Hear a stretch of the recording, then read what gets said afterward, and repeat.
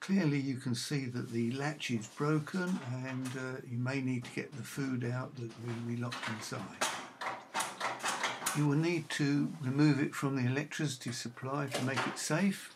Get hold of something like this that you can squeeze up between the gap of the door and release the latches, and so we'll have a go at that.